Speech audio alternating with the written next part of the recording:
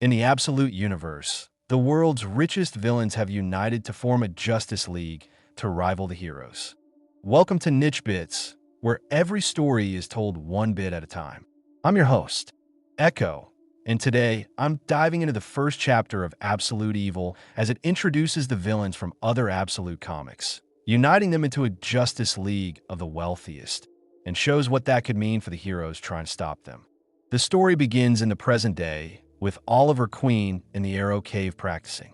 He gets a call from Roy, who is checking up on him as he playfully jokes about his Robin Hood bit, as we are shown that this version of Oliver is not yet good at archery. He describes his elaborate, high-tech personal setup, which includes an arrow range, a sophisticated computer system, and a garage with a convertible equipped with an ejector seat.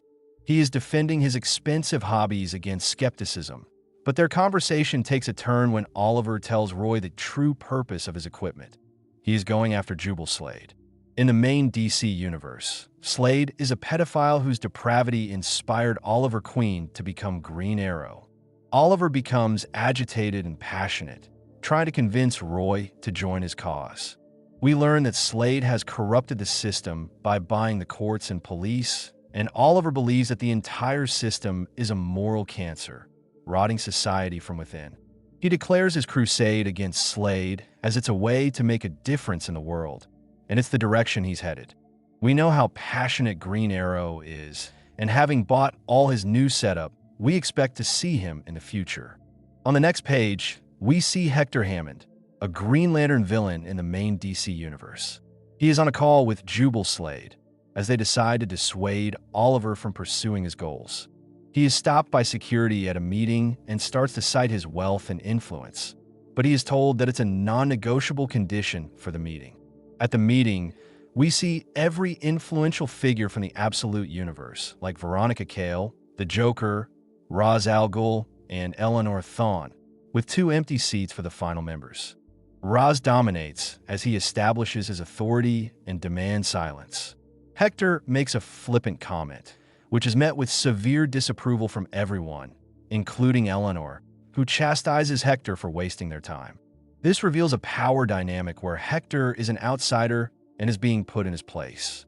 Veronica starts the meeting with the tragic fate of a Golden Age hero, Wesley Dodds, the Sandman, a founding member of the JSA. In 1939, Wesley became rich from selling his patents. A masked hero appeared using a knockout gas he invented. Soon after, Wesley was found dead in his Sandman costume in his home with his research stolen. The next year, the military unveiled a deadly nerve gas that was instrumental in winning World War II, as his work was perverted for warfare. In 1942, another founding member, Ted Grant, who became a hero named Wildcat after he was framed for murder, was on a stakeout. He overheard an inspector taking a bribe to look the other way regarding a factory manufacturing the nerve gas. Rather than reveal it, Grant took the payoff and quit being a hero. He opened a gym and eventually died in his sleep at the age of 81. Over the next 5 years, 16 people died in workplace accidents at the factory. The Cabal describes Wildcat's choice to accept the money as the most heroic thing he has ever done.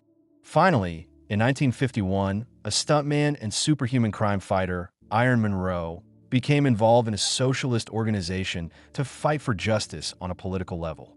It's important to keep in mind that the opening page is set in 1951 with Carter Hall as he informs the House Un-American Activities Committee of the identities of the other heroes. In the case of Iron Monroe, he refused to name any of the other heroes. He was exiled from Hollywood and within a year was a broken man living in the desert until he was killed by an accidental chemical weapons test, though it was implied to be a deliberate assassination. Veronica summarizes that throughout history, individuals who act outside the status quo have been systematically dealt with and erased, hinting that they destroyed the JSA before it could form. However, with the Gateway incident, as shown with Wonder Woman fighting the Tetracide, which they describe as the second most dangerous thing to appear, with Wonder Woman being the first, things have changed. Then she shifts to another hero, Superman, who is disrupting the operations of the Lazarus Corp throughout the world. She also points to a silhouette of Batman. noting how he used the city to escape and hide. They talk about how Batman was offered money by the party animals, which he refused. She continues with how the new breed of superheroes have not only been able to stand up to the powers that be, indicating how much control they have over the world, but they have also started to inspire others to do so.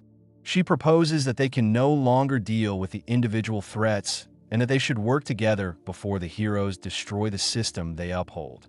Reading this part is reminiscent of a shadowy conglomerate that seeks to control the world, like in the series Alien or the Alien franchise, where companies like Weyland-Yutani would disregard human life to protect their interests. Hector doesn't buy it, believing that Cale is looking for more funding and that he can handle his own problems. In response, Cale calls Hawkman, who carries in the body of Oliver Queen, ending his future as the Green Arrow. This Hawkman has bandages on his body, as he's another member of the meeting. He dumps the body on the table, showcasing how the current Justice League of Evil solves their hero problems. Hector is stunned to see Oliver's body, but Thawne is unimpressed and asks if this is a blackmail tactic to force them to cooperate. Cale replies that it's a demonstration of what they can do for each other.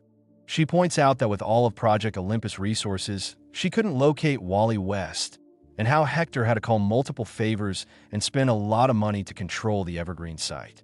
But if they work together, they could get what they need with one phone call. Eleanor points out that if two of the members wanted the same thing, it could turn into a bidding war, as they are not friends, just business partners. The Joker says she's right and asks to speak. He tells them that whatever he's going to say should not be shared with anyone. He tells them of a discovery that a lab he owns found, and he believes it might be relevant. Unbeknownst to him, Brainiac is watching through the glasses of sAlGhul with the help of Mirror Master. His lab discovered a fundamental building block of reality, which they have named the Omega Particle, as it reveals a fundamental truth about their world that is similar to the Omega symbol of Darkseid. In addition to physical gravity, there's also a moral gravity that puts everything in place, which is shown by how different the Absolute Universe is from the main DC universe. The Joker claims that anyone who disrupts that order represents injustice and chaos, and while they might not be friends, they could be allies to ensure the world bends towards justice. As the guards drag the dead body of Oliver out of the room, we are shown the Hall of Justice and the iconic building, which is now the home for the Absolute Justice League of the Wealthy. Brainiac watches all of this and claims that the Justice League requires balance, with members acting as countervailing forces to each other so they can't threaten his plans.